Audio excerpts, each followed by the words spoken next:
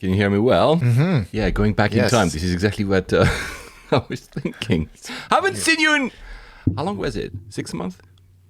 I think it must have been September we recorded. Yeah, I'm pretty sure actually of the date. I think because I was just thinking about like what the hell are we going to talk about, but I talked about Hawaii and all that stuff, but I hadn't talked about some of the trips I'd taken in October. Yeah. So I'm not even aware of how many trips you've taken. I remember a few because we discussed, as you know, guys, it's already recording. We're doing this completely raw. I haven't seen, he hasn't seen me face to face since, it was September 29th. I remember well because that same night, just when we finished recording, I very quickly uploaded the thing. And then I was invited for 007 thing, the No Time to Die, thanks to Leica here in London, and and yeah, so that's why I remember, because I was the premiere. That was that night. So I know it's been almost 5 months or whatever. God, jeez. Well, but at least I've traveled once. I know you've traveled many times, but at least I've traveled once. It was last year, but just as well after we recorded. Sorry, guys. Sorry. It's yeah, I don't know what happened. We kind of blinked and here we are. Isn't that the whole deep into 2022? Exactly. Isn't that the whole pandemic thing? You like every day looks the same, and then you're like, oh, is it already 2022? I thought we were still in like September 2020 or something. Oh God, let's do the usual, which was, I don't even remember the buttons on my Roadcaster. I just want to tell you both good luck. We're all counting on you. I think we're going to need it. Yeah, and I spend too much time also playing. So I don't play Wordle. Do you play Wordle? No, and which is kind of funny because I'm a total word dork. I love that kind of thing, but I have too many other things consuming my time these days. Yes, I know, which is why I've been waiting very very patiently for you to being able to find a slot. We tried to record a few times last year, it didn't pan out. I mean, you have a family, I don't, it's much easier for me, but I didn't have, until last week, I didn't have any full fiber. They dug the street 4 times in front of my new house, and I finally have it after 4 months, 4 times. So I'm able to record nicely now, which wasn't the case. And I'm realizing something. We just went for similar tones in our backgrounds. With you repainted your room, and I did as well. I did. Well, this is a new room. I haven't been in this room since we recorded. Yes, actually, I think maybe I have, but I've reoriented it. I've got my big studio lights here, and I only just finished doing this background earlier. But I haven't finished anything really. But yeah, I'm the same. So I that's the room I'm in used to be a room for kids, so there were a lot of decals on the walls, and it was very cute for 2 twin girls, actually, the previous owners. So I repainted more like a studio. So I have this angle set up. Guys, you're not seeing it. I don't know why I'm telling you all this, but the other angle is not set up yet. I also have the studio lights, and yeah, because again, I blinked, and I haven't done that since I bought the house. Oh well, anyway. I was talking about Wordle because, guys, if you are not into words, because I am, but since I'm not a native speaker in English, sometimes I'm stumped trying to find the 5-letter word on Wordle. There's Airportle, which is the same, but for IATA airport codes. Every day you have, of course, 3 letters, and you're supposed to find an airport. It's pretty addictive. I will admit. That's a great idea. I think it's airportle.glitch.me, but you just Google IATA code, airport code, Wordle, and you'll find it. Airportle, I think that's the name.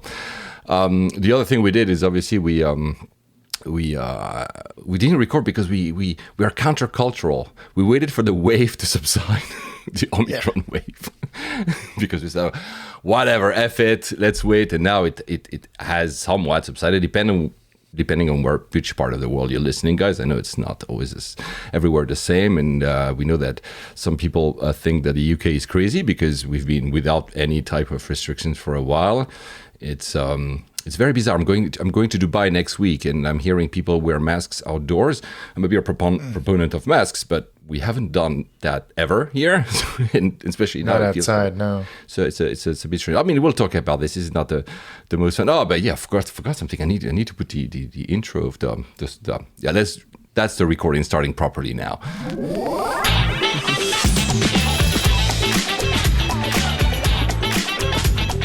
Alex hasn't lost his nice smile. Oh, that's very kind of you. Just a little more wrinkles and gray hair. Yeah, well, me too. Especially we're two bearded men today. I mean, I don't think I've seen every single of your. Thank God you're back with Attaché. I don't think I've seen every single one, but I've seen that you're spotting the bird as well. But I'm more white than you because I'm slightly older, so I'm wiser as well, I guess, or something. I would absolutely agree with that. People still listen. It's incredible. I don't know how we keep ranking because we don't record. One thing I'm going to commit to is this year. I mean, I say that, and we're already at mid-February because we're the 17th.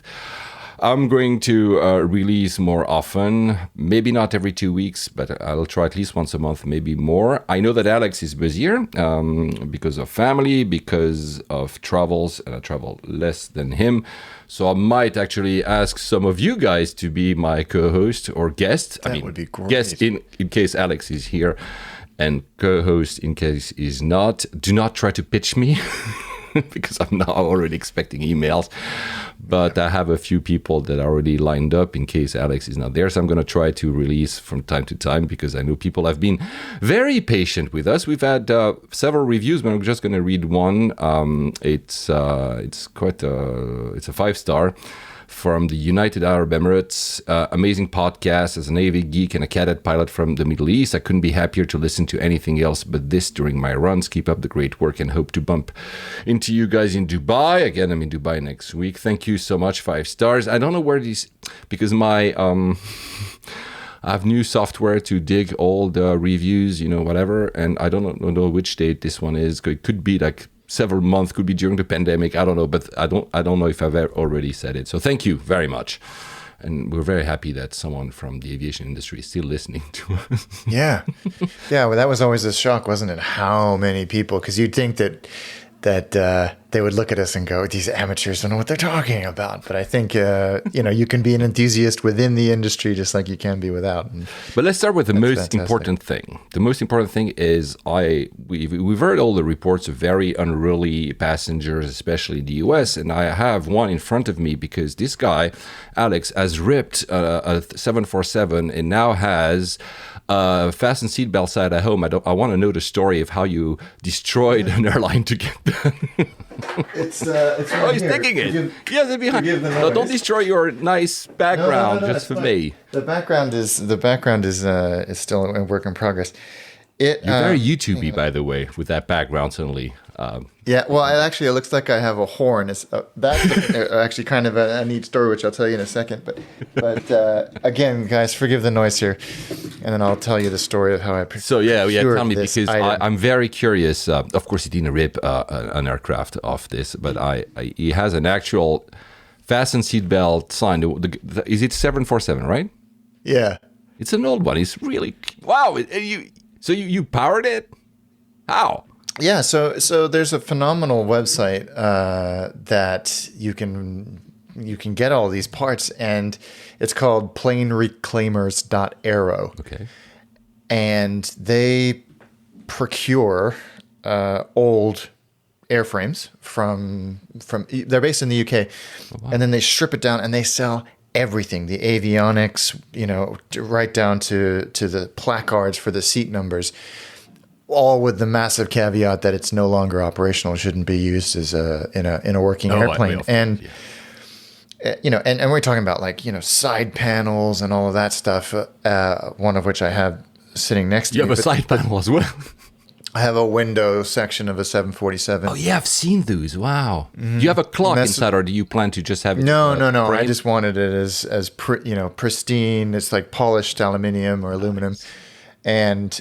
So one of the I was looking actually because I wanted something decent for my background since I'm going to be creating a lot more content from here, and I thought that might be kind of fun. And actually, it was relatively cheap to acquire. It was like £25.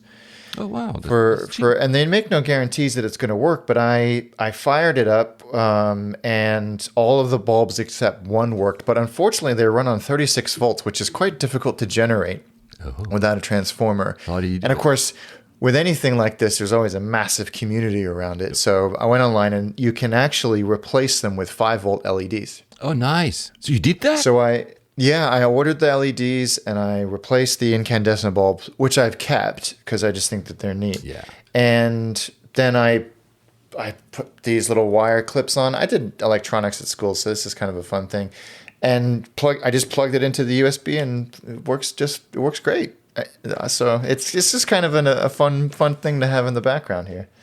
But when you bought it, it doesn't come with a power unit. You had to figure out the power unit yourself. There was just right? the blank, just the cables that come out of the back that are aircraft grade.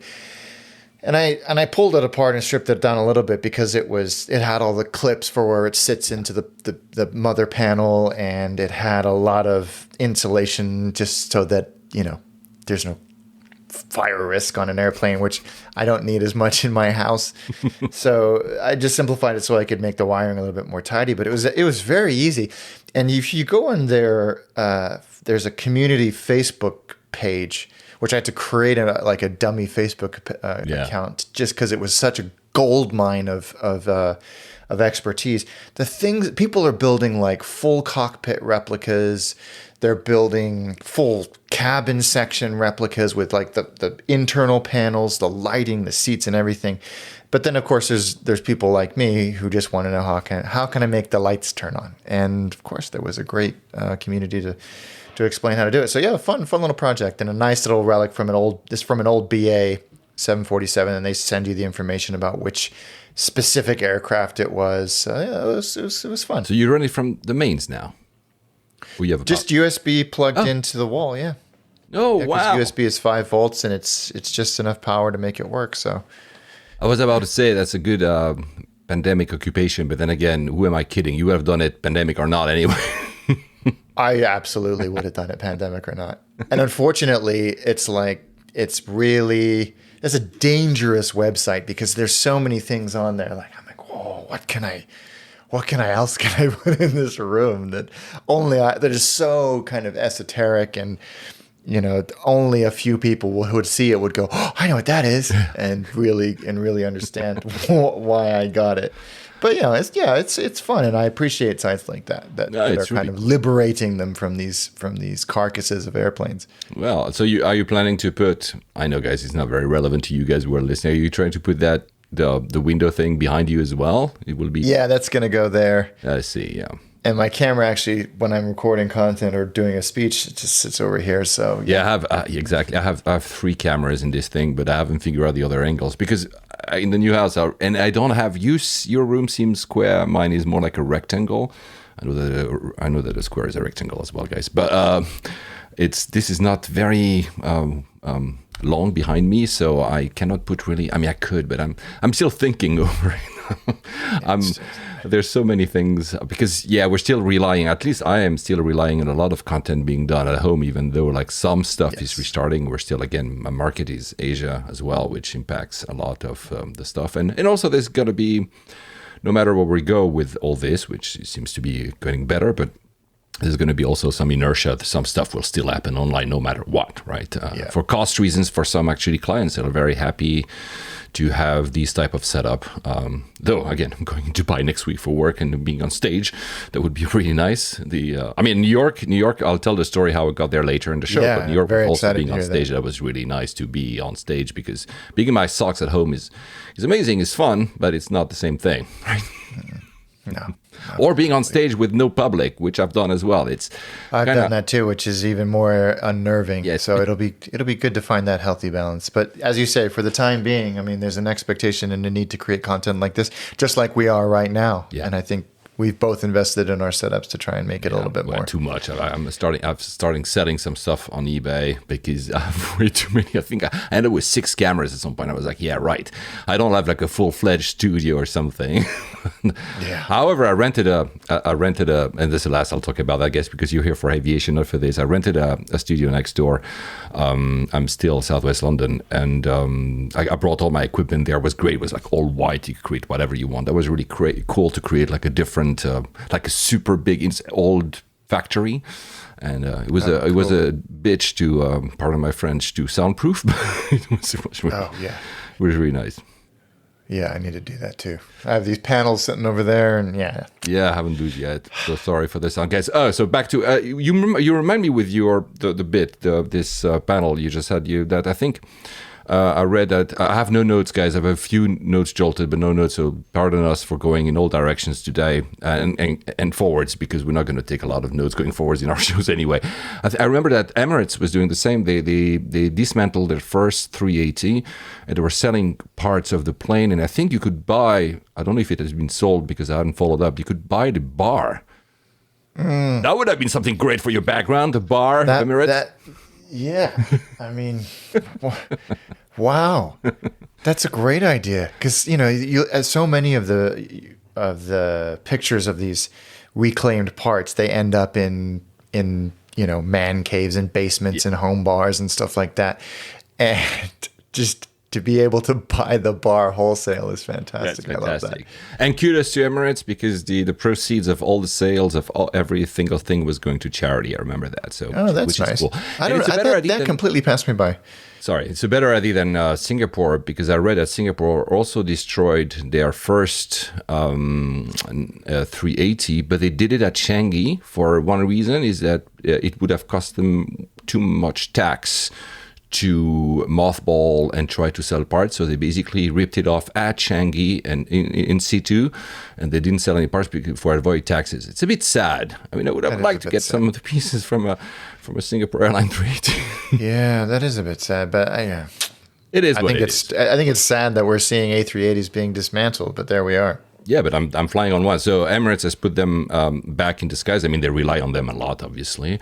So that's your chance to fly them. A few airlines, BA, as you could do. I don't think you can do anymore, but because they were putting pilots back in training, if you want, not training because they're not trainees, but you could fly London, Munich, and London, Madrid. Was it London, Frankfurt on a 380? There were a few flights like that around, because they need to kind of retrain after like a year and a half, 2 years of not using the 380. So that was cool. So it's not the end of the 380. I mean, we know it's the end, as in there's no more produced, and the last actually was delivered, I'm pretty sure now, to Emirates. But you can still have a chance for 10, 15 years, especially with Emirates. BA promised they will. Qatar, I think, will put them back. So there's still chances to fly them. Talking about being stuff things being ripped off, and Qatar Airways, that story about the paint, have you seen that? Yeah, was it the 350 that is happening on? Yeah, that's crazy. That is crazy, but I think everybody, when all of the problems with the Dreamliner were happening, and I think arguably still continuing to happen, it looked like the 350 program had managed to avoid anything major like that. But not only was, and my memory on this specific incident is sketchy, but not only was the paint peeling off, but when the paint was peeling off, it was revealing cracks in the material, right? It's a big fight between Airbus and Qatar, and huge. Because Qatar, I think, was on the losing end of the public argument, they actually released a video on YouTube. It's unlisted, but if you Google it, you'll find. And there's a video of all the paint being away. Airbus says it's not and there's no risk. Qatar says there is, and Qatar, the country, not the airline, the authority has grounded the 350, not the other airlines. I mean, there have been reports of paints being ripped off by, I think, Finnair as well or something, and but they haven't grounded them. So I mean, I don't know. Airbus is saying, you guys are trying to get out of the contract because of the pandemic, and Qatar is saying, no, we want those to be repainted, I guess, because I'm not fully aware of all the details. What is crazy to me is how it's spelled over to a huge fight. I mean, Airbus ended up canceling the order of A321s 50 of them, I think. That's like a 50. I don't remember. The amount of money is huge. We're talking billions, and Airbus is canceling it. Then Qatar, I don't know if I have the right timeline, is canceling the remainder of the 350. Then Qatar, out of spite, is ordering the new 777. I think it's XF, the freighter version of the X, which is not released yet anyway. So will it ever be done? We don't know. But it seems like two kids in a playground actually battling it over. But he will end up in court, I think. And it's pretty insane. I've rarely seen. I was not expecting Airbus in a time of crisis because there's less sales to cancel such a big order. Probably they know that the 321 being so popular, they'll be able to fill the orders from someone else. But it's pretty insane.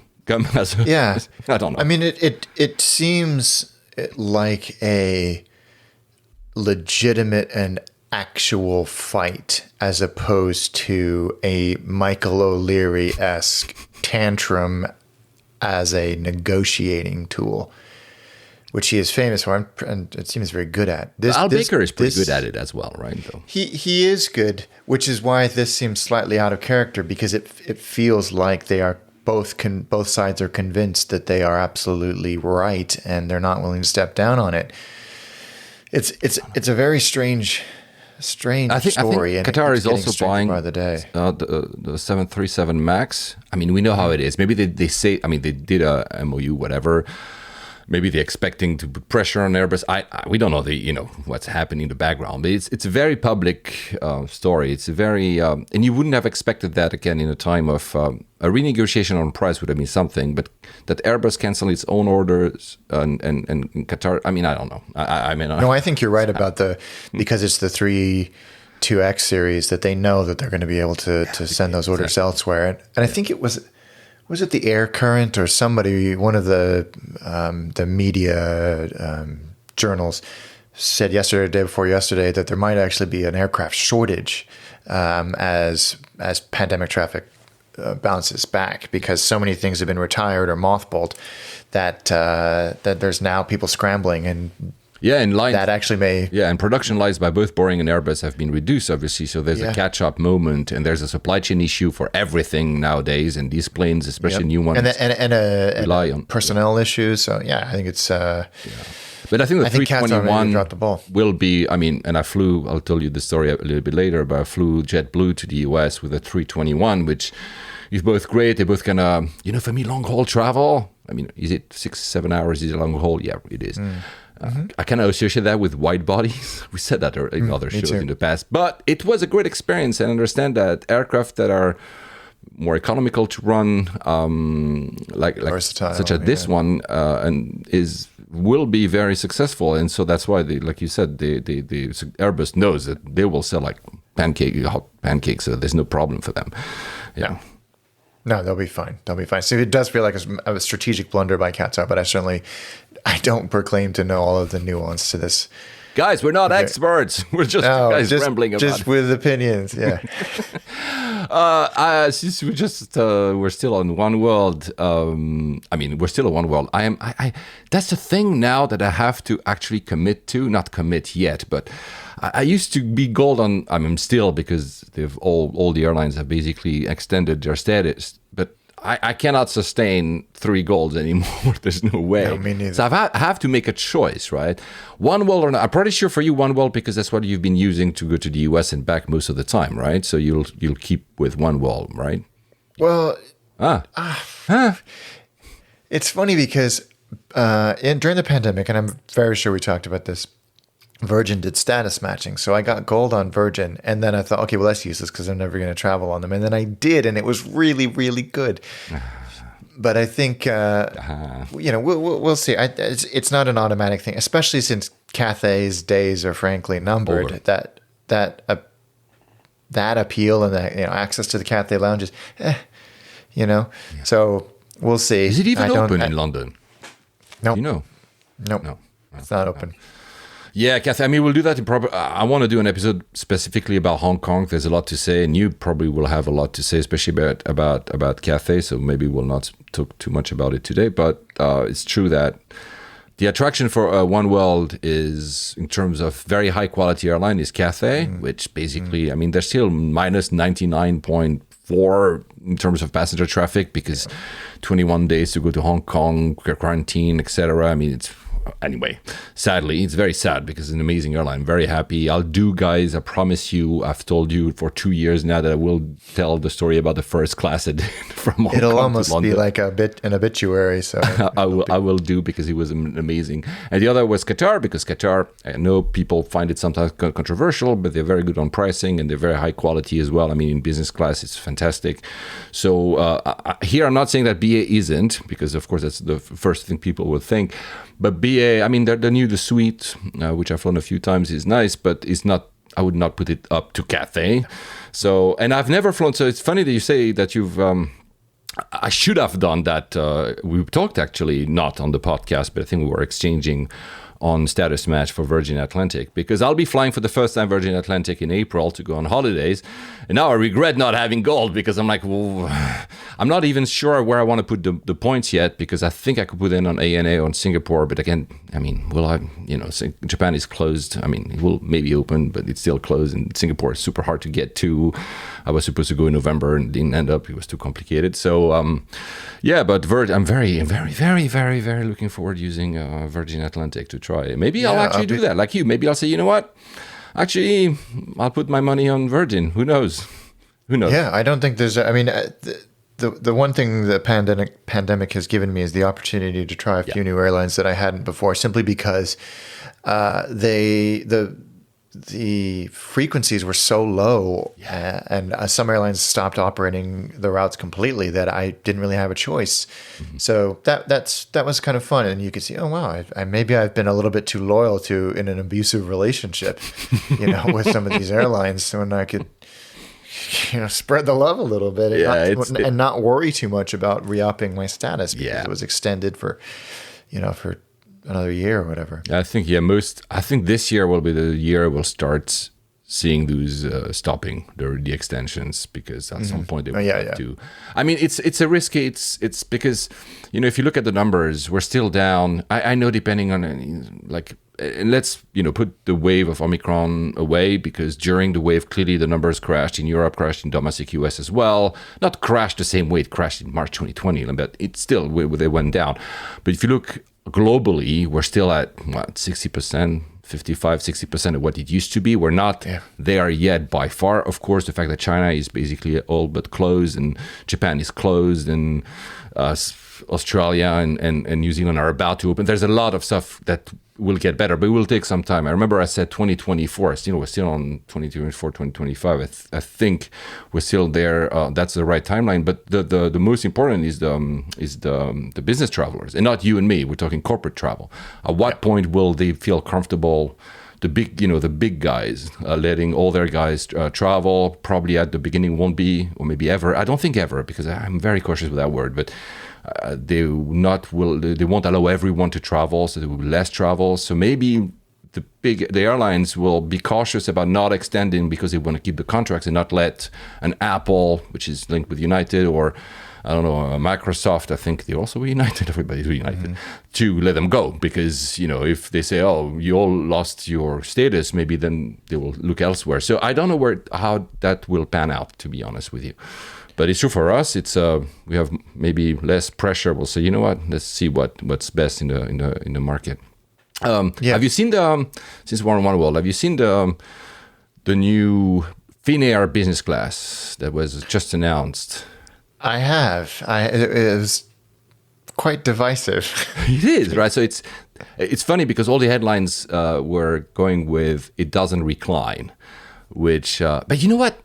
Tell me if I'm wrong, because maybe you have a better memory than me and maybe more than me. Not maybe, surely more than me. Don't you, when I see the seat, and guys, if you haven't seen it, Google it. When you see the seat, don't you think it was the seat that was leaked that could have been the seat of BA? It looks exactly the same. Didn't Johnny at the Design Air say, I think he said that it's finally been brought into life. I might be dreaming that, but I'm pretty sure that he said. Maybe I didn't read them to be honest. I'm sorry, Johnny. I should have. No, I think you're right. I think that's exactly what it is. I think it was the one that we all we're like, well, that's kind of weird. And actually, they threw a curveball because the BA product ended up being nothing like that. Yeah. And this one actually, they've Finnair and somebody else I think is going to be using it as well. But Finnair have released it as well as a new premium economy for their long haul. Yeah, 330s and 350s. Which kind of sucks because they were a really great option for getting to Northern Asia. Yeah. So Korea, Japan, China. I'll reserve my judgment because they don't recline. But I've seen the videos, the official ones, and also some non-official ones. There's no reviews. I mean, I don't think it's flying yet. I don't think so, at least. No. Today, again, did I say today, 17th of February, 2022? No, 2020. We're before the pandemic. We don't know about anything about it. At first, I was very skeptical. I was like, it doesn't recline. But when I saw the video first, they're fins, so they're tall. And I looked at it. When you are in a lie-down position, you have nearly 2 meters, 198 centimeters. I don't know how to do that in inches, guys. You do that. No, neither do I. And so meaning I fit, maybe barely, but I fit. The idea is that there's there's an ottoman, which is always there, and there's a seat. And in between, there's two pieces. One that rises up, it supports your thighs. We have that in many airlines, like for many seats. This one is with a motor, so you press a button. And then there's a second bit, which makes the whole thing flat if you want, and that's you have to do it manually. So, yeah, it's maybe not as useful as pressing a button, but it doesn't seem to be very hard, and it allows you to create this kind of loungy. I was almost about to say the old 380 Singapore, when it's super wide, so you can sit in so many different positions once you're watching a movie, for instance. Will that be it? Maybe, I don't know. It seems to be. I'm waiting. I'm holding judgment. It feels that a cubicle for the feet is a bit narrow, but isn't that the case for a lot of airlines nowadays anyway, even in business? I don't know. The one thing I think is, for the airline point of view, there's less mechanical issues potentially, so less repairs, and probably less weight because there's no engines, like 25 engines to move the seat. Don't you think? I don't know. No, I think you're right. In fact, it's funny you say that because I've been reading a lot on Flyer Talk about the BA 380s coming back into service, and there being so many seats that are inoperable because they've been sat for 2 years. What? Really? Yeah. So you're trying to make it do whatever the BA seats do, and the 380, which would be the yin and yang seat, yin and yang, and they don't work, or some major component fails. Because they haven't been able to test all of them because they've been sitting so I can see, and it was Priestman Good, who are in London, who originally came up with the design for the Finnair seat. Thank you. Because they say Collins, but I think that's not the name. Oh, yeah, exactly. Collins were the manufacturer. Yeah. Priestman Good were the ones that came up with the idea in the first place. And I think you're absolutely right. That reduction in motors for the seats is going to be hugely appealing to airlines. And I know, reading what Johnny said, he said is revolutionary, and it will be how airlines operate going forward. Because really, you're not losing any comfort. You're not compromising on that foot space because, like you said, everybody has the same issue with that. Mm-hmm. So I'm excited to try it, and as soon as Northern Asia, Korea, Japan open back whenever up they again, open. Oh, I know, it's killing me, man. But I they are a great option, and as soon as they do open up, those countries open up, I think you're going to have a little bit of a fare war. Yeah. Which I shall most assuredly be taking advantage of. Have you seen, because you've traveled more than me, so have you seen a real difference in pricing? I mean, I know it's a feeling from before, maybe during, and now. I mean, of course, now we've seen, especially from the UK, since there's no more testing at all. You can come to the UK without testing. I mean, if you're vaccinated, double.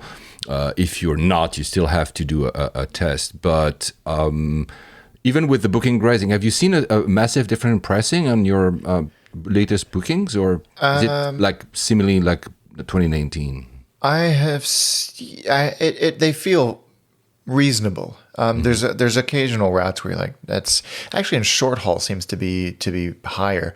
Yeah. But because the demand is still there, is creeping back up, and capacity is not. But on to Dubai and to the US, the trends that were there pre-pandemic with why is that city always so freaking expensive are still there.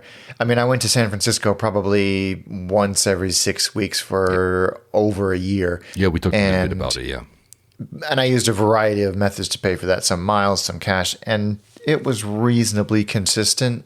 Did creep higher when in early 2021 when things were coming back, but capacity wasn't. Yeah, well, of course. Yeah. But yeah, no, now it feels reasonable. Yeah, I'm going to... So it's true that you've heard me guys often saying that I'm in Dubai because I was flying a lot Emirates, but most of the time, let's say 80% of the time, I was trying and I was succeeding at combining Dubai with something else, which means that I rarely paid the price just back and forth to Dubai. And I just did that because now combining with something else first, it's such a pain with, validation and test and whatever, because the rules, they changed less than in the past 3 months, because during Omicron, it was just insane. Like, countries were changing their rules like every 3 days, like back in the good old days of the pandemic. Yeah. But it's still, Asia is close. So where do I go? And I said, okay, I'm just going to go to Dubai. And anyway, I didn't have any work elsewhere. But it's the pricing I'm seeing is exactly like 2019, as in expensive with Emirates. I didn't try with BA or anyone else. I wanted to try Emirates again. So there's no difference, but it was always expensive. So I'll see if the planes are full. They seem on Expert Flyer to be pretty full, actually, not like 100%, but the loads seemed pretty full. Yeah. And I don't know. It's this week, obviously, it was the holidays for the kids here in the UK, so maybe that's not the best time to check for loads. But yeah. And but the rest, at the US, for instance, I cannot. It seemed when I was looking for a pricing to go to New York, and that was in November. I went in November, so I was looking like in October. It didn't feel much different from 2019. No. And I think what's going to be interesting is that with these new, what do they call them? So they're not called monopolies anymore. Joint ticketing ventures or something. You're going to see a little bit more. And as BA and American integrate their services more and more. Remember pre-pandemic, there was the rumor that American was going to base themselves out of T5. I think that's going to happen. And now they're going to share a terminal in New York at JFK. So that's going to continue to happen. My worry is if you don't continue to have people like JetBlue coming in, that we will start to see those prices creep up. We said that, I think, from the start, there will be some consolidation, because even though some airlines, there were, of course, airlines that failed, but a lot of airlines are weak. Some of them owe so much money back to governments in various ways. Some did lease all their planes. So at some point you need to pay the bills, right? Because they got a lot of loans, either from the aircraft or simply direct loans, and you'll have to pay them. And when we see inflation coming up, which means that interest rates are coming up. They already came up here in the UK, I think twice. In the US, they are about to. Interest, certainly free money doesn't exist anymore, right? So that will impact the airlines as well, because they will have to pay those loans back, right? So we might see an increase in pricing in again, maybe in line with inflation, maybe more. I honestly, I don't know. I think we're in uncharted territory here. But it's interesting because a lot of the U.S. airlines are showing record profit per quarter again, because they've trimmed their operations. So when you look at the balance sheets, they actually look reasonably healthy. And now, what's biting most of the American corporate world in the butt is they can't hire people fast enough. Mm-hmm. Well, that's pretty much the case anywhere, actually. True. It's definitely the case here. There's in the UK a wage war. It depends, because I know not everybody listening to this will be in one of the sectors that is affected, but you can see wages creeping up. Because talent is hard to find. Of course, it's unfair, because the higher you are in the talent grade, if you want, the more your salary will go up. And maybe if you're a gig worker, it's not going to happen. We sadly know that. But it's true that a lot of the cost seems to be higher. So it's going to be very interesting to see what that leads to. It's very, the pandemic is not over. I mean, we feel it's much better. We're not in 2020 anymore. We built immunity walls pretty much everywhere. Bearing another variant, we don't know, whatever. It seems to be better, but as soon as now you feel the economic output, where the supply chain issues with the inflation, with wage wars, and that's going to be another unknown, not to mention, of course, dissension in the world, next door in Ukraine and other places. So it's very, very hard to read, but I just hope we can fly. I hope we can fly to Asia. Do you have any... What do you think? When do you think we can be able to fly to Asia? I mean, Hong Kong, I've written off as I can't keep torturing myself with that hope. No. But Japan, I mean, maybe by the summer. Yeah, I think so too. They just made an announcement, but it was the headlines were misleading because I looked into it. So they made an announcement they're going to open for more non-residents, visitors in March. So basically in 2 weeks. I first said, yay! So they said they have a cap of 3,500 arrivals per day. They're gonna do that to go to 5,000. It's still very, very low, by the way. What I read is that it will be for business travel, so not tourism, and you'll still have to do 3 days of self-isolation, quarantine, and not 7. So you don't go for just a week if you have to do 3 days already in quarantine. And probably, because that's the rule right now, business travel is not Alex and me saying, oh, we're here for business. You have to have a letter of invitation by a local company, which is responsible for you during your travel, blah, blah, blah.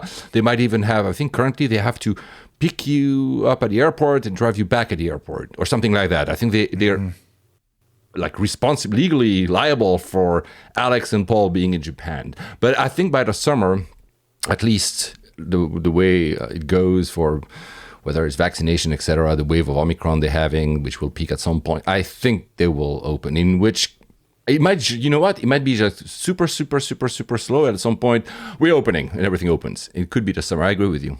I hope so. I agree with you. Hong Kong, it's China now. So yeah. China has built these massive quarantine operations next to airport. They have like 5,000 beds next to big airports in China, which kind of hints at they're in for the long run on that zero COVID strategy. Hong Kong is part of it, and they're prioritizing travels with mainland China. Whether pressure or not, that's another discussion. But I don't think I'm like you. I think for me, I don't have your level of emotional attachment to Hong Kong. I'd say I would like to go, and especially I would like to fly Cathay, but I really don't see it happening anytime soon, sadly. No, you'll have to forgive me. My wife just got her visa. So. Just now? Do you want to go and... No. I told her that if I was recording to message me if she got it. We only did the biometric appointment this morning, and she got the visa today. So hooray, that's good. You said wife, so do you want? Yes, I got married. I got married while we were since we last recorded. Yeah, so there you go.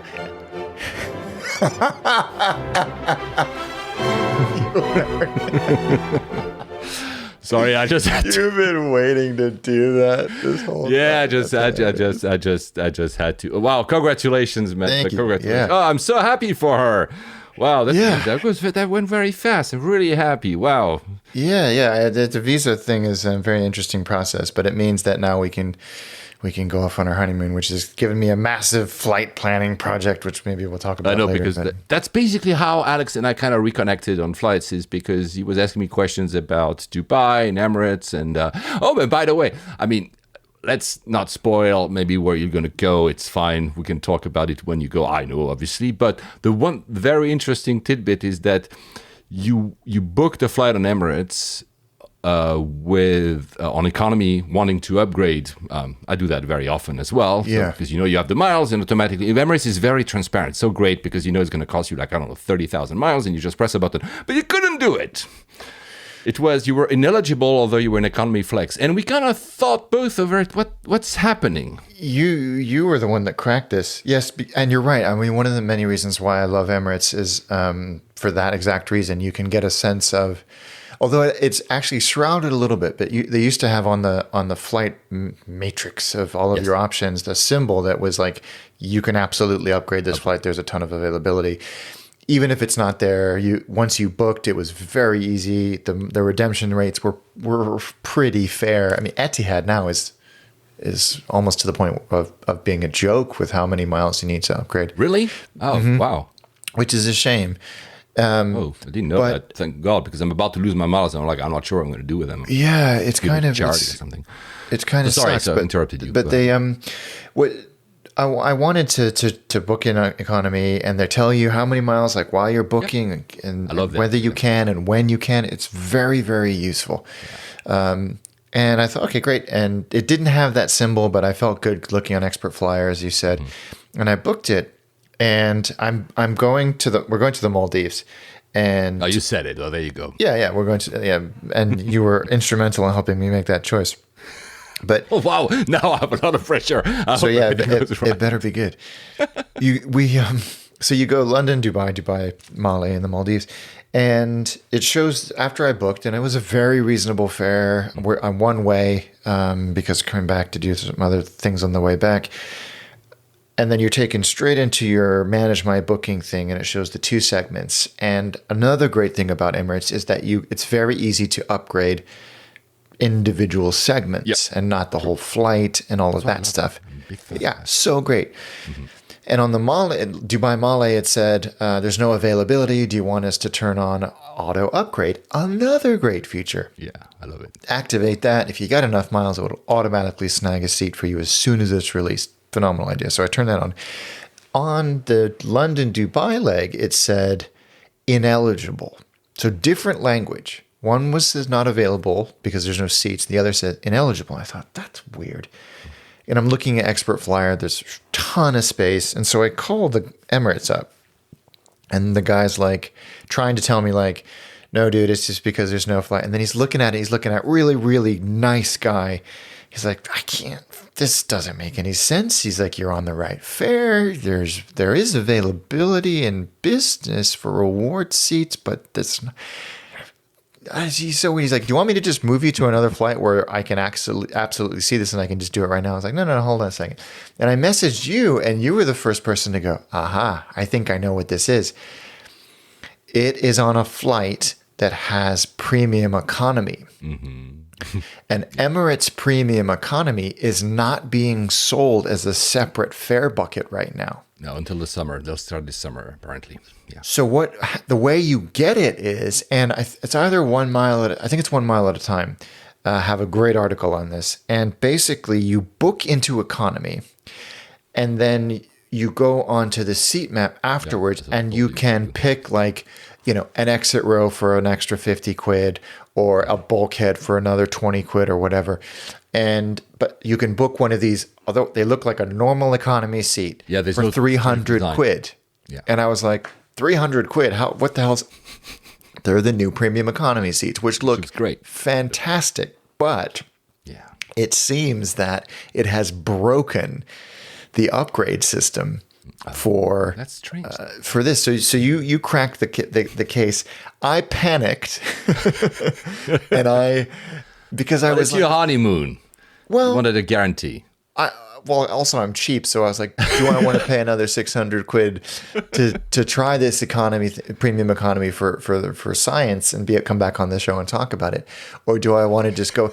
And there is a chance that we will be on a flight that has it as well, which means we get the refreshed business class product as well, because they're coming straight from the factory with this entirely new cabin.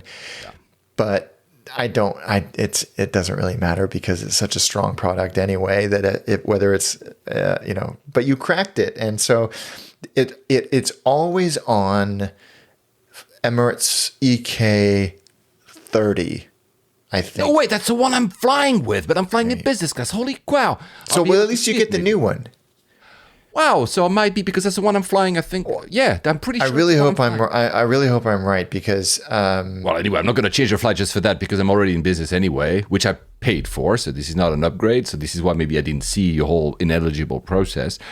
But wow, I'm very, very, very curious. I'm going to go downstairs to see if I can see it. Well, you'll know. Because it looks fantastic. It looks better than anybody else's premium economy. Either 1 mile at a time or one of those prolific points bloggers, the points guy maybe actually even, he did it from New York to Athens. You know that they've got that fifth freedom route. Yeah.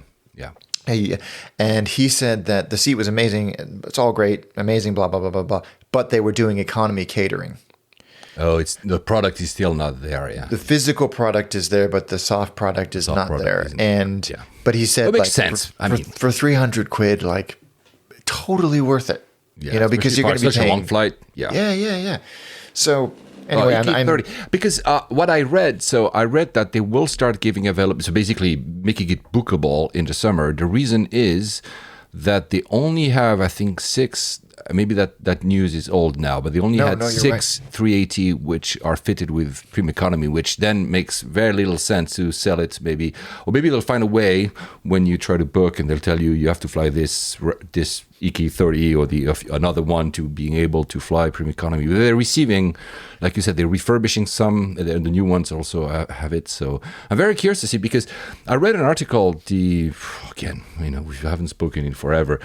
That said, was it in Bloomberg, that premium economy has become the most profitable real estate in the aircraft? I believe it. I believe it because you're charging many times orders of magnitude more, and it's not like, okay, so for point of illustration, like to get from London to Male and the Maldives in economy, I think it was like £420 one way, which is not bad. No, it's not bad.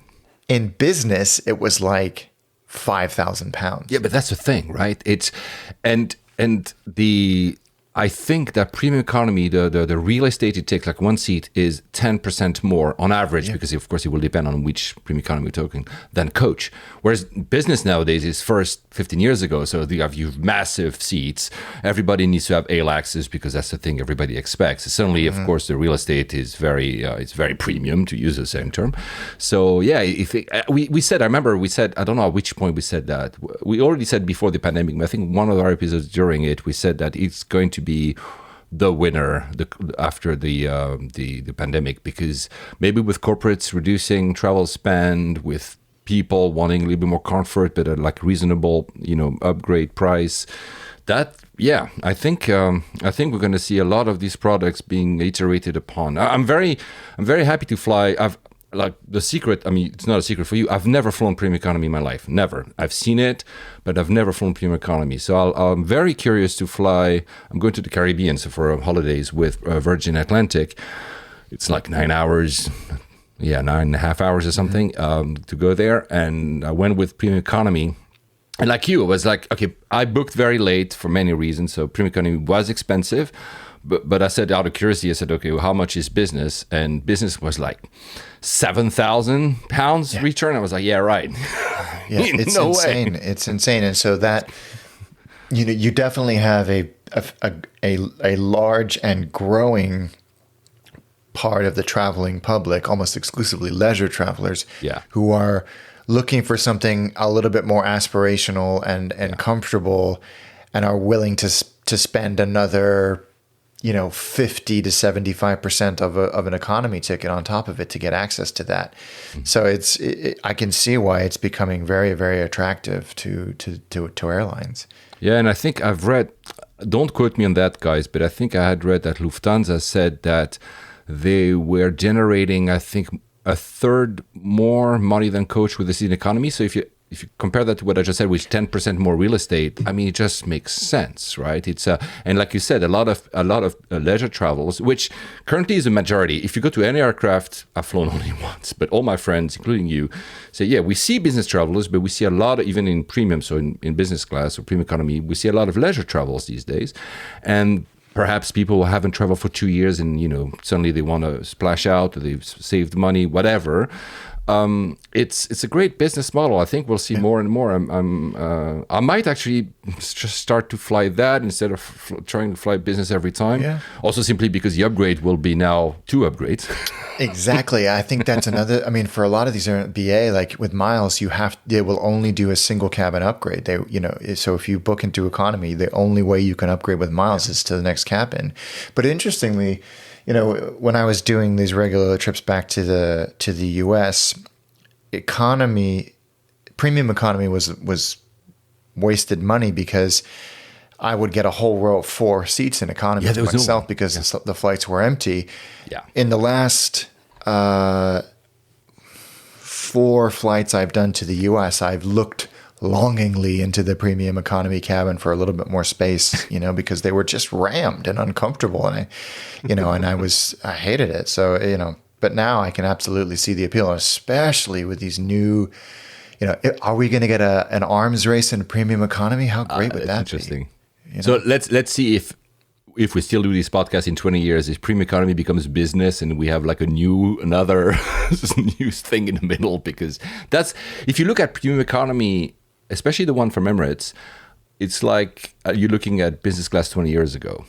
Yeah. To a certain extent. Not exactly, but there is, it was not all rail access. It was 222 or 232. We'll see. Talking about Emirates, I want to have your opinion on because I kept receiving emails about it. I'm not going to do it, but I find it's a very interesting proposition. So their miles program is called Skywards, and they've introduced something called Skywards Plus.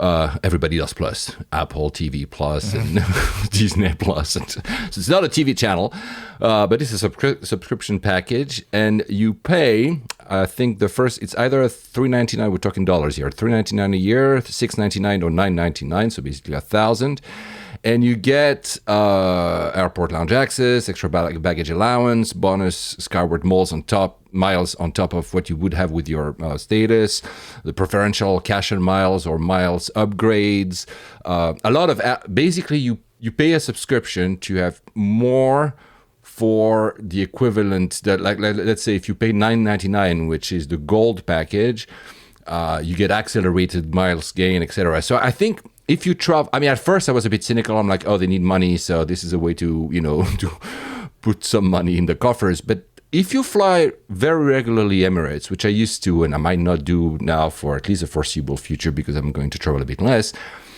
$1,000 per year, if I'm already gold and I'm accelerating, I can upgrade more. At some point, maybe I need to do an Excel spreadsheet, but at some point, maybe it actually makes sense. Yeah. I don't know.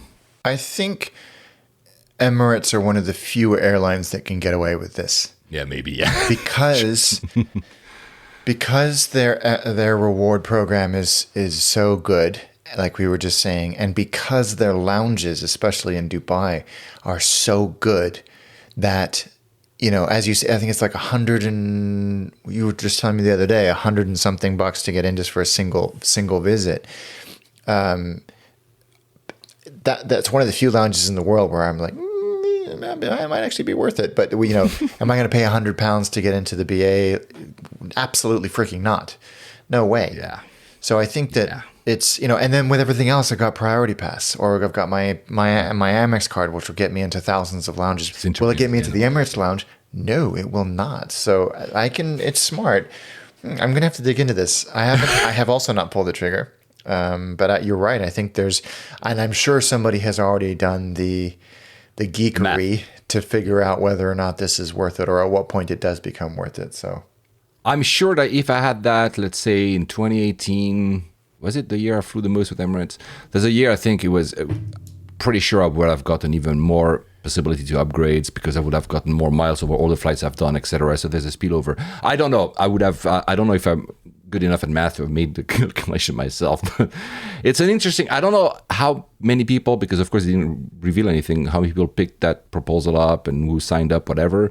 I'll see you'll see. I'll fly with Emirates just before you if they actually are talking about it at the lounge or something. We'll see. Yeah. It would be interesting. Talking. You said the lounge of Emirates, the lounge of Qatar is also one of my favorites in Doha. I have no plans to fly them, sadly, but just a quick mention, because we're talking seats, so for the Dreamliner and of course the 321, but now that they canceled the order, I don't know what that stands, but they unveiled a new Q suite. It's not a Q suite, it's more like the BA suite. So it's basically a normal seat with a door. I'm just saying that if you guys, plan, like Alex, you would plan on a honeymoon, make sure that if you want the actual Q suite with a very high door and feel like a cubicle, you need to go on the 350 for sure, because simply the Dreamliner is narrower. So I think they couldn't fit these things in the Dreamliner. That's it, I think. Well, I haven't experienced the Q suites yet, and I was looking to try and get down there on it, but it's amazing. Again, COVID restrictions make everything that was once simple very, very difficult. So yeah, the multi-city travel is the one that for me bites me, because it's even Emirates now it's ironed out. But we have, I think, 35 countries in the world have a specific rule to enter Dubai with a PCR test, which is the general rule is 72 hours PCR test. Supervised in a clinic before you travel. The UK is 48 hours, along with 35, 34, whatever other countries in the world. But the thing is when you fly Emirates, you're actually not flying to Dubai, you're flying to Mali, so to the Maldives. So that rule applies. But of course, with those layovers, there was a bit of uncertainty at the beginning. Some people were denied boarding, not only with Emirates, with other airlines doing these kind of trips with layovers, because especially during the Omicron wave, everything was changing every day. So that makes this it's not that I've written them off, but for the moment, I'm not thinking I'm going to do what I used to do because it's too complicated. It's stressful. I mean, I researching this, as you said, Emirates, the Dubai airport website, and the UAE government website all say different things about whether or not you need to do the 48-hour for transit. Because UAE, Abu Dhabi is super strict. You need like a PCR on arrival, sign up on an app, getting a green pass, and have a vaccine proof. Whereas Dubai says no vaccine proof, only PCR is enough, because they want the tourism, obviously. So it's. I took a long time as well to try to understand what the hell I was supposed to do. Yeah, it's stressful as well, because you're right. You don't want to get to the airport and them say nope. And that's one of the reasons. They say they specify, which I understand, but they specify the type of PCR test and that you need a QR code on it. So I took one, but then I called them and say, do you provide a QR code? Because I tried emailing them and they said, we're going to get back to you in 5 months. I'm going to try to call them and wait for 35 minutes on the line, because all these guys are super busy, because all these questions are hard to... I wish there was one provider we could simply put the destination, but they all have their shortcomings. I mean, I'm not dissing them, because they're, it is what it is, but and they also have to follow rules that changed a lot. So it's tiring, it's stressful, and it's made the whole thing a lot less fun than it used to be of trying to, I'll go via Doha so I can try this product. Or we were thinking about doing a side trip to Oman, and it was just I wanted to, and I'm glad you told me about this, actually, because I was thinking on the way home, because we're going to spend some time in Dubai on the way home, we'll just go over to Abu Dhabi and fly back on Etihad, because I've got a ton of credit from a canceled flight right at the beginning of COVID. And you said, hey, you should check the restrictions. Sure enough, it's just too much hassle. Too much hassle. Like even the taxi driver or the Uber, whatever, Kareem, would have to have a green pass, him or herself, which means would have to have a test, even though he or she is vaccinated, you too as well. And then you have a PCR upon entry, in which, in case you are positive, you are sent back. You're not authorized entry, you're sent back to the Emirates where you came from, which is Dubai for you. But then Dubai will have been warned for that, and then you get into it's just, of course, the chances of getting COVID are low, but they exist, right? For me, the fact that the UK doesn't have any pre-travel testing on the way back is great, because at least you shouldn't get stuck abroad, because for me that was the biggest issue. That's why I canceled actually a few trips. I did New York, and I'll come to that just after this. I did New York, and then I was supposed to go to Singapore and Athens and Geneva to see my brother. And Athens just went into quasi lockdown. You remember was when the Baltics went to lockdown and Austria went to lockdown, the Netherlands went to lockdown, and everybody was going, I'm not going if it's locked down and I can't do and I cannot do anything. Switzerland was going, oh, you need to do a 1 week self-isolation if you come to Switzerland. So yeah, well then I'm not going to stay 1 week inside a hotel room or something. So forget it. And in Singapore, it was so complicated, man. It is still. They have these special lanes, VTL, they call it, vaccinated lanes, which strangely enough, only 2 out of 3 flights, one at the first, and then 2 out of 3 daily flights to Singapore have. So, and of course, the one which is not a vaccinated lane is cheap. The 2 other were super expensive. And then you had to do like 2 tests before. There was a total of 5 tests. I mean, And also suddenly Singapore said, oh, you can only meet 2, maximum group of 2. So I said, okay, well, I'm not going. Yeah. But then, and then they expanded to 5. But even with 5, suddenly you had to pre-travel to go back to the UK. I'm not afraid of getting, if I get it, I get it. But I don't want to be stuck. That's the thing. And also, I mean, so I'm happy that the UK doesn't ask this, and I'm saying that as a non-scientist, but at least I think it's okay. But it's still complicated because if you add multiple cities, multiple trips like we used to do, when do you take the test? Are you going to be able to find a relevant test in the country that you're not a citizen of to fly? Not all airports. I mean, not many big airports have tests on site, but they're very expensive because you need a return in 2 hours, basically, because you need to fly just after it. Yeah. It's so complicated. It's going to get better, but right now and imagine you and me are willing to try and understand the rules. Yeah. I mean, you get caught otherwise. I mean, and it's so complicated, and they change all the time. As I said last time we recorded, it's what was fact a week ago is now obsolete. It's difficult, and it's tiring, and it's confusing, and it just sort of it sucks a lot of the joy out of this. That's true. Though it was still fun trying to find my flight to but maybe because I'm going to ask you at least about 2 or 3 flights, you're not going to go. But there's one, if I may, because I think before I talk about mine, I think you went to the US to San Francisco for a couple of hours or something. I want to know about that one because that was a long time ago that we're talking about just after recorded that September. Yeah. Oh, by the way, I want to thank Lake again because I met Michael G. Wilson, the producer of Bond. Cool. I think that's the closer I'll ever get to Bond royalty. Sorry, completely irrelevant. So tell us about that story of you getting basically to the airport and back for science. For science, yeah. Well, I went. My now wife is from California, and when she decided to move over here, I said, "Look, I'm gonna come and get you." You're amazing, man.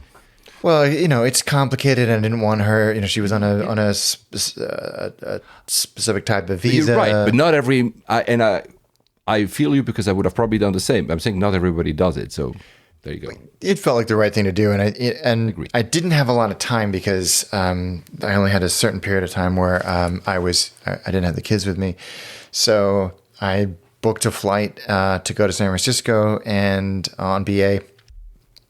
And just an observation on BA, when in the height of the pandemic, the crews were so friendly, and I'm sure I relayed some of the stories of just kindness and proactivity, and they'd sit down and have a chat with you, and they'd bring you pillows and stuff from first because if you're and the first meals or the champagne or whatever. Towards the end, in the last 6 months, gone, and you're just another body, just to be there, which was kind of a shame. However, I flew over there, and just as we were coming into land, BA still had the exit by groups and very, very slow. And I ordinarily I was like, I'm a big fan of this, social distance as much as you can. But I as we were maybe top of descent, I pressed the call button and I just said, listen, I gotta get back on the same plane and come back. And the guy's like, what? I don't understand you. He's like, are you worried about leaving something? And I was like, no. I'm flying here. I'm getting off the plane and I'm getting straight back on this plane. And he's like, are you mental? And I said, and I explained why I was doing it. And it rippled through the cabin crew, who grabbed me, put me in the empty business class seat that was nearest the door. And we had a long approach, and I'm looking at my watch going, okay, I got to get out through immigration, check back, meet my fiance, check in because she's got like her life's possessions with her. Yeah. And I'm looking at the clock going, oh, and we were late because of a mechanical issue on the way out. Anyway, we land, and then they couldn't get the jet bridge onto the plane. It was like the most excruciating thing to watch of like, get it and then back up again and then get it and then back up again. And I was like, and the crew were sharing my angst because they had all figured out what was going on. So the door opens, they grab me and fling me out, and they're like, go, go, go. And then there's a huge line at immigration, even for U.S. passport holders, because everybody's going through. Everybody. And there's one desk open. And I don't usually get frustrated in situations like that, but I was starting to lose my temper a little bit because they had one desk. And the cabin crew, after they got everybody off the airplane, came through and saw me at chewing my knuckles. And they're like waving, like come over here, come with us. To the crew line? They took me through the crew line, and the guy like raises his eyebrow, and they're like, he's with us. And so I go through. Wow, that's amazing. I meet my fiance at check-in, and I check us in, and I'd paid for us to be upgraded because BA were still doing these reasonably good value. These are gone, by the way, guys. It's over now. Yeah, these airport upgrades. And so I put us in business class. She didn't know that until we boarded. That's nice. And so we had the yin and yang facing each other, and the crew were like, evidently some message had been passed. And the crew were like, congratulations, what can we get you? And then as we were coming into land, and my now wife had never been in business class long haul. That's so amazing. She was really enjoying it. She slept like a baby and all of that. And the food was good. And as we were, just wrapping up the cabin for landing, the woman who was looking after us came up and gave us a card that had been signed by the entire crew saying, congratulations, Mr. and Mrs. Hunter, on your blah, blah, blah, a bottle of champagne and a box of chocolates. And I was That's amazing. What airline am I on? This is so out of character, which made it even more wonderful. I mean, I've obviously never been in that specific situation, but the one thing I would always give BA is that they know how to do this graciously. When I've had stuff that was very. It felt that with many other airlines I've flown, a lot of it was because I had status or because I was whatever. But the little touches of just being nice because you've been a great passenger. I mean, that's the extent of why I gotten a few things over, not because I was getting married or something. BA knows how to do that. They do know how to do that. Some crew out of BA, because they're not all equal, but I always have this feeling with BA. I don't know, maybe I'm wrong. No, I think you're right. And of course, the AV geek in me was excited, but the professional Alex, the customer service guy, was like, this is the stuff I talk about. This is like, you're given a piece of data, which is step one, and then acting on that. Exactly. It's like textbook. So I was very excited. And it was a lovely way for her to come into the country, as a visa holding. Yeah. It's amazing. So it was good. It happened live on the show as well. I mean, live-ish, guys. You'll listen to that a bit later. But wow, I haven't met her yet. It will happen eventually. Definitely. So I was very, very impressed by BA on that front. So that must have been quite something. It was really fun to. So how long actually on the ground did you end up staying? Like 3 hours? 3 hours or something. Yeah. Oh, wow. 3 hours. Because usually that kind of stuff you would do when you do like some would do like a mileage run, right? Yeah. just but the ways it makes very, very little sense. It's amazing. I love it. So so I went to the US. It was just after November 8th when they opened finally for someone like me, non-American passport holder or non-nationals basically. And I was I hadn't flown, so. The last flight I had done was on the 21st of February 2020, And that flight was on the 15th of November 2021. So that's 633 days without flying for me. I mean, did you go... Because I calculated exactly when the plane took off to exactly because I had the timings. So I'm interested, and I say this only half jokingly. Did you have any kind of withdrawal symptoms, or was it not possible because you never knew how long it was going to be before you actually stepped on it? No, but that's probably because I told myself in February 2020 that I'm not going to fly for a while. And I have this thing and that's in life in general, when I can't have something. I mean, I'm not saying that I don't have any ambition or whatever, because it's different, but I park stuff. Like I'm not, let's say, I don't care about cars, but let's say if I wanted a Ferrari, but I cannot have it, I would just park it in my head that I will never have a Ferrari, or at least not now. Doesn't mean that I will not fight to win more money to have a Ferrari, but I have this kind of so I mean, obviously a few times, I was more missing the fact to see friends abroad or to see other places, because after like a year and 8 months at home, obviously not at home, because the UK didn't have that much, especially in the second year, 2021, it was fine, but that much restrictions. But yeah, but I was very excited. Thank God you had been to the US yourself, so although slightly different situation because you're an American passport holder, I was more wary about getting the right paperwork, making sure that I have everything set. I didn't want basically to arrive at the airport to be turned down or actually at the US border. But honestly, it was actually super easy. It was super easy. But withdrawal syndrome, when I was in the flight and when we took off, so I didn't shed a tear like you did earlier in the pandemic, but yeah, it felt good. Yeah, it was nice. It was and JetBlue was.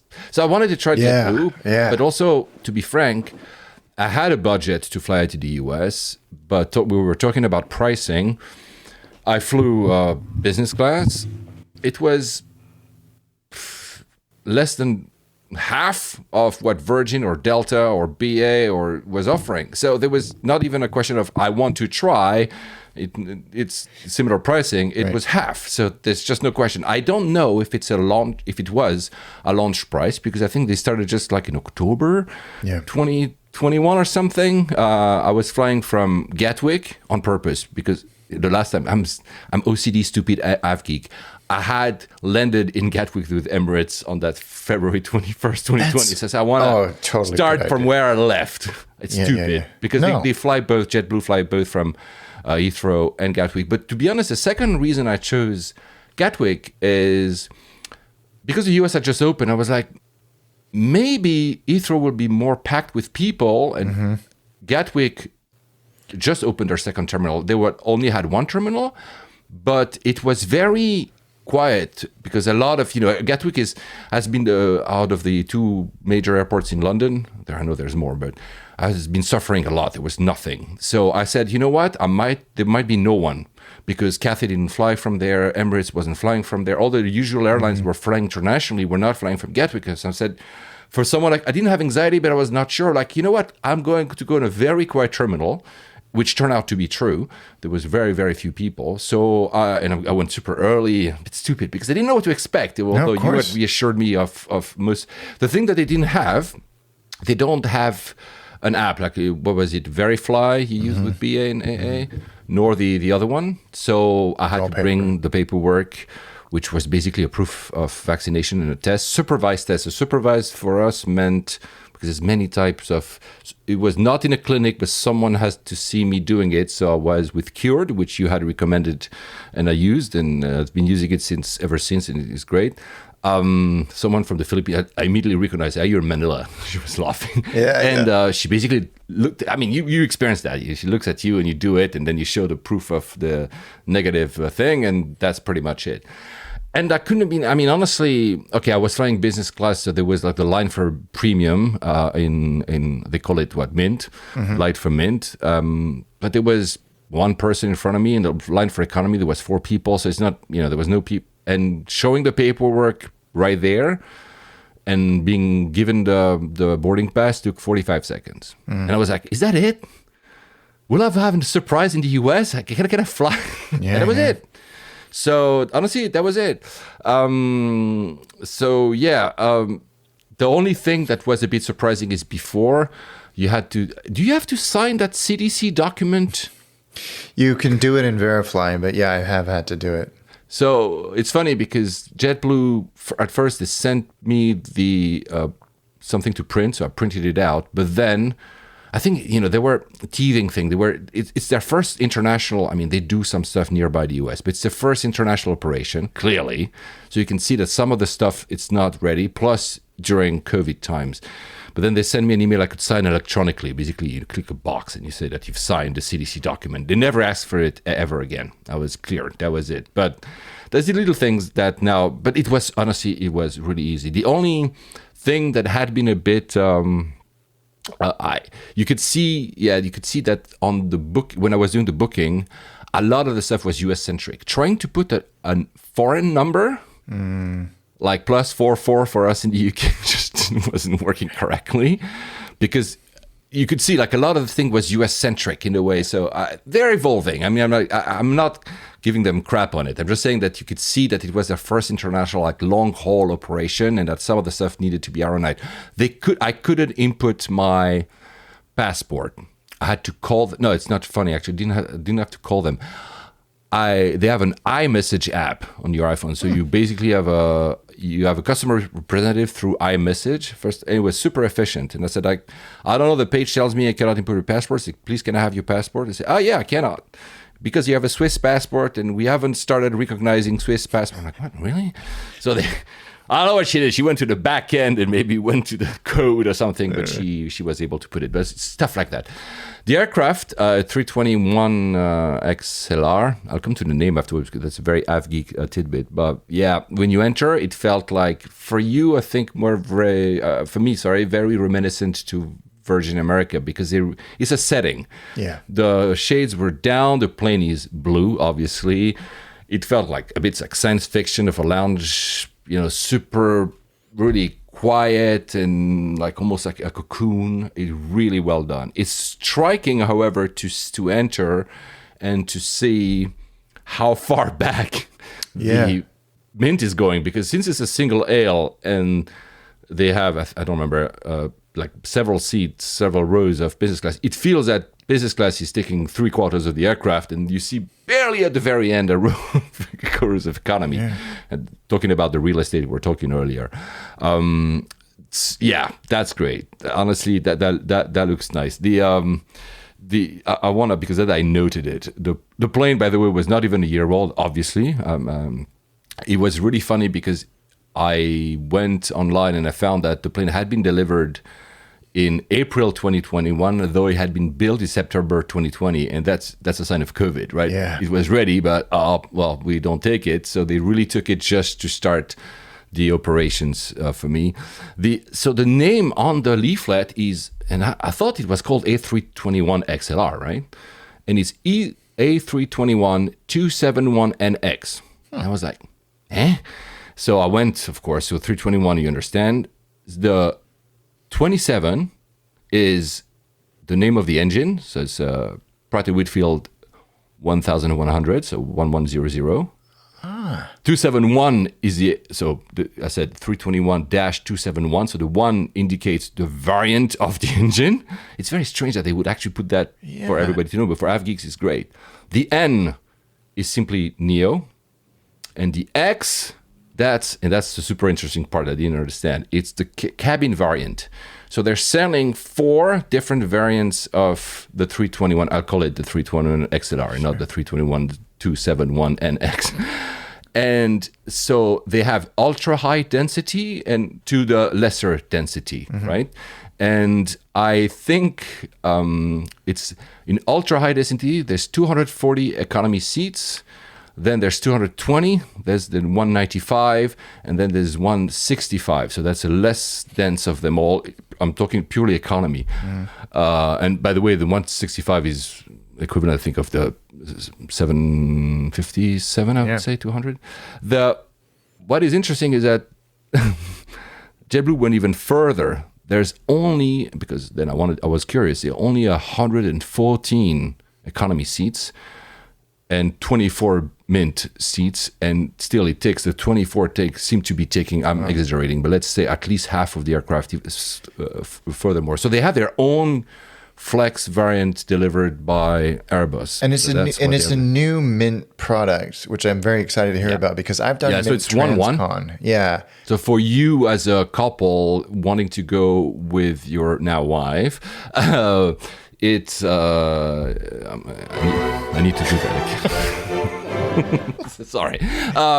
So it's not great. I saw there was a couple behind me, and the couple was on each side of the aisle. So that's the only, I would say, downside. If you want a two and you want to be close to each other, you're not. But otherwise, man, what I did, because it was my first flight, I upgraded myself to the Studio Mint. So row one, what they did, because they had extra space, they did an extra bigger seat with a bigger TV, and a bigger ottoman and a bigger table. And honestly, for me, that's almost first class. Hello, Micah is a friend of mine, Avgeek as well. He does podcasts in the US and he called that first class. And I didn't realize it. I didn't think about it first, but it's kind of a first class, because it's not maybe as big as a BA first, but honestly, it's so modern, it's so fresh that it's probably one of the best products I've ever flown. Yeah, I'm just looking at the picture you sent me, and it looks,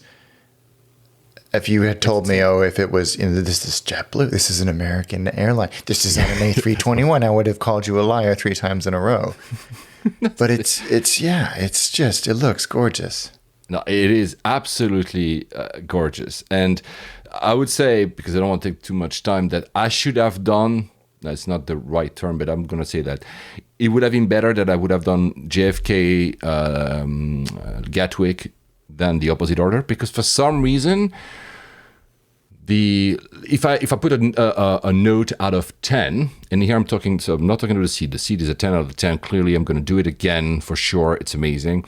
The crew, whilst super engaging, super fun, super nice, and I would only realize that when I did the second flight, they missed a lot of the stuff that I didn't know existed. And I'll tell them now, although they happened on the second flight.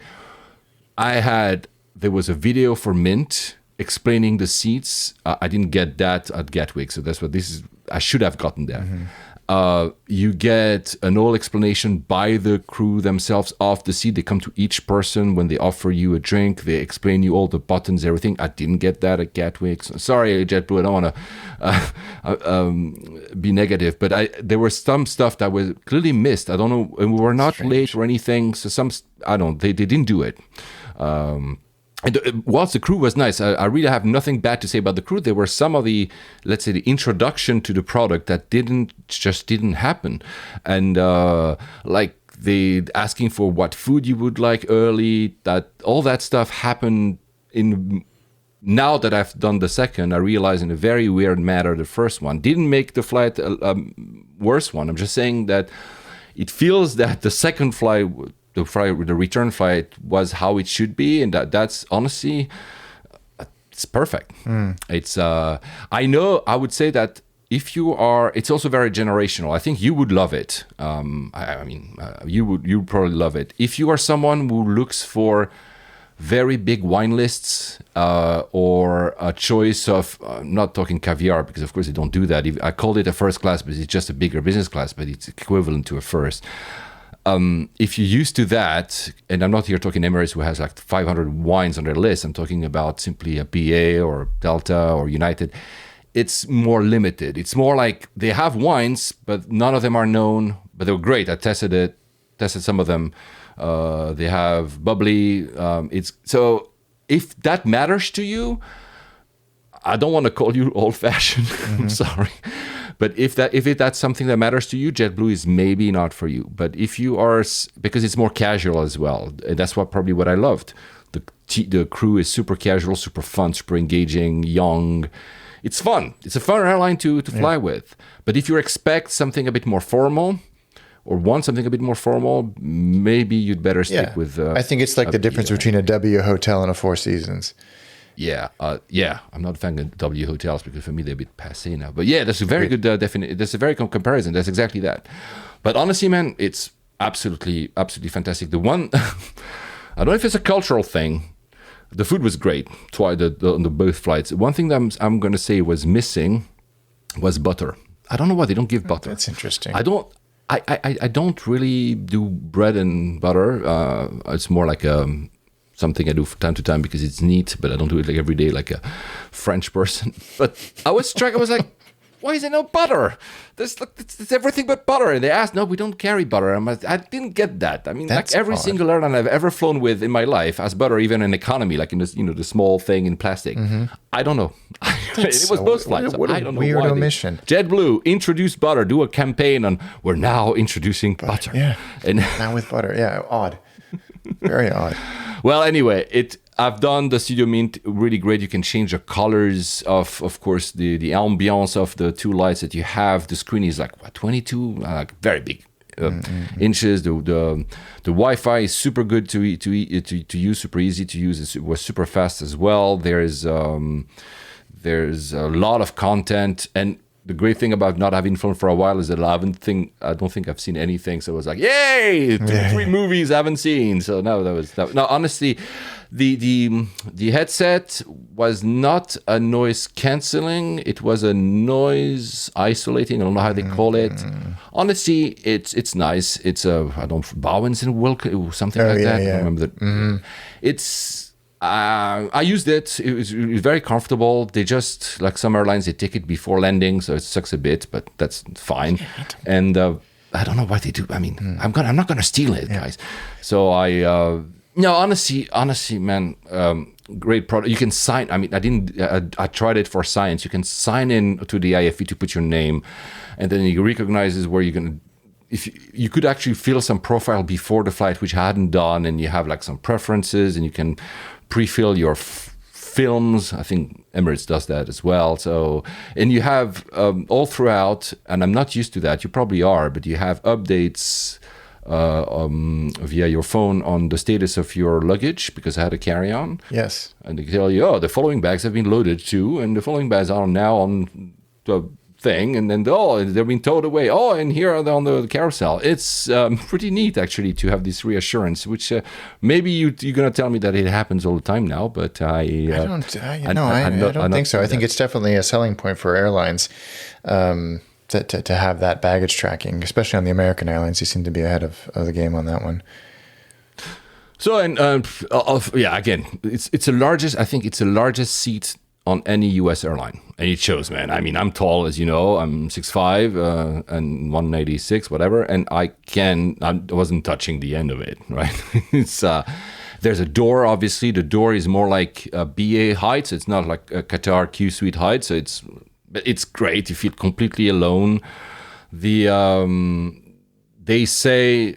Because one thing that I thought, I know it feels a bit stupid, but on a smaller aircraft, I was like, what's going to be the lavatory situation? Because, of course, when you're a bigger aircraft, there are more people, but a smaller aircraft, you say, oh, but, on 320 series, is like maybe 4 lavatories. Is it going to be like clogged? No, it was fine. Of course, the front ones were reserved for Mint, and honestly, I loved it. There's a vanity cardboard. There's some storage, not the greatest storage ever, but there's some storage. There's a wireless, your phone kind of cool. Magnetizes to a place, and then you just charge it. It's honestly, I loved it. There's no bedding per se, but there's like a kind of duvet that kind of enrolls you, goes around you. So it's no pump, basically. Cool, laid back, no pomp, fresh, very professional. You know what? I'm gonna fly them again. Well, especially that they have a relationship with Emirates, so you can get. Yeah, I did. I put them on. I signed up to True Blue. True Blue, yeah. For me, True Blue is an album by Madonna, but I signed up to True Blue because I wanted to see how it works. And no, I'm honestly. And getting into the US, I mean, T5 has what? As I used to have, I think Cathay was there. Emirates is maybe still there. But there's a few, but there's very few. There was no one. It took me, as usual, 3 minutes to clear US immigration. I was into the country, order an Uber, was in the city. the COVID pass situation in New York is very simple. I was like, maybe with the NHS or our own version. We don't have COVID passes, you guys, here in the UK. We never truly had. But you just show you probably experienced that. You just show your NHS app, or I even printed out an official letter in case. It was very New York casual, very not a thing. It was easy for the event as well. It was fantastic. Honestly, it was. I didn't feel that much difference. Basically, that's my last word. It didn't feel that much difference from 2019. I was like expecting maybe to feel totally different, and it was very refreshing to see that. You know what? Unlike you, I didn't go through all the phases of the rule changing and the situation changing, but it was honestly very, very cool. Yeah, I really. Have you flown JetBlue within the US, right? Yes, I've done Mint several times. I'm a huge fan of them. Not just Mint, but of the airline and product as well. So I cannot wait to try this. And I'm going to get that freaking studio now. I have to. No, honestly, it's totally worth it. This is the airport of the day, JFK T5, because I had never truly done it, and this time I had a little bit of time. The reason I wanted to have a little bit of time is because I visited for the first time the TWA Aerosarinen building inside, which I know you've been to. Mm-hmm. Sadly, I'm really unlucky. The day I was there was the day, because they had a rule that you could not visit a swimming pool unless you had a room. But pandemic oblige, they changed the rule. They say anyone can go to the swimming pool because probably they have not a lot of people staying at the hotel. The day I was there was the day they were winterizing the swimming pool, so they closed, and I wasn't able to see the swimming pool. I wouldn't have swum for it probably, but anyway. What a cool place! Oh, I know. How wonderful that it even exists. Because it's such a beautiful building, and they've done such a good job faithfully restoring it, even with the clatterboard departure. With the fake flights. Yeah. It's some flights that makes no sense anymore, but there was... No, honestly, and it was a bit Christmassy because it was, again, mid-November, so they were starting to put some Christmas decoration, but it was... Honestly, I loved it. And it made out... So the one thing that I knew about T5, the JetBlue product, is that JetBlue doesn't do lounges, right? And I said, well, but I have the TWA, that's going to be my lounge for a couple of hours, which was great. And then, to be honest, again, and that comes with the fact that some people would prefer, the full service with a lounge and wines and everything. I didn't matter at all. I went to T5 terminal to JetBlue, was great. Yeah. I went for some chicken wings and having a beer, and then I go to the gate, and I was in, and it was it. It was fantastic. I would say that hopefully it's changed. This is where you saw that their international operation is still very new. They have a different check-in counter in a separate area for the flights to London. They call it international, but basically it's only London. You couldn't go to any. I was slightly too early. You couldn't go to any other. You couldn't go to the Mint one. They say no, you have to go to the London one.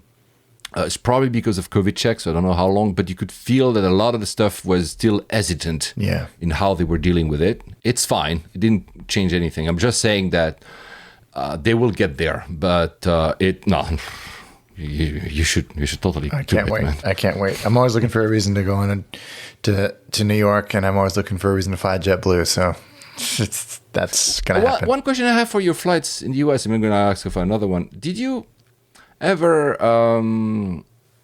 in the past year and a half, did they ask you to switch off your devices or not? Can you remember? That is a good question. I don't think so. No. Yeah, because for me, maybe because I hadn't flown for so long, the first thing I noticed is like, they didn't ask for devices to be switched off, airplane mode or whatever.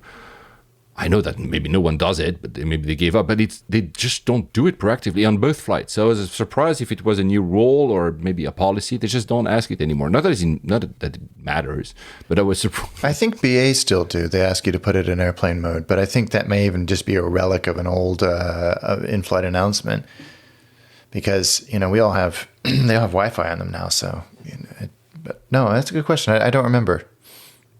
Yeah, I don't either. Just shout out to Shabby and Susan. They were the crew on the way back. These were the best crew. Of course, it had been a long time I hadn't flown, but They were amazing. And this is where I realized the full service. I told you, all the explanation, the seats, everything. That was... I will fly them again. I mean, I know 5 times I've said that already. Sorry, guys, but I will fly them again. And nice little, because I'm OCD and I like these little loops. We were slightly late. They had to do a computer reset of the 321. Basically, were to turn it off and on again. They did it 4 times, by the way. Until the pilot comes and said, you know what? It's a redundant system anyway. We're going to fly without it. You know, you're like, very honest. I liked it, but if you're a little bit afraid in the back, you're like, what? But we were number 7 on the taxiway to take off, and just behind me was Singapore Airlines. It was a 777 or the 380 to Frankfurt. I said that's the last time I've flown from New York. It's behind me. The past is nice closing loop right there as well, right? So yeah, really love it. You have to do it, guys, and you as well. Yeah, I'm very excited to try that. You've sold me. Yes.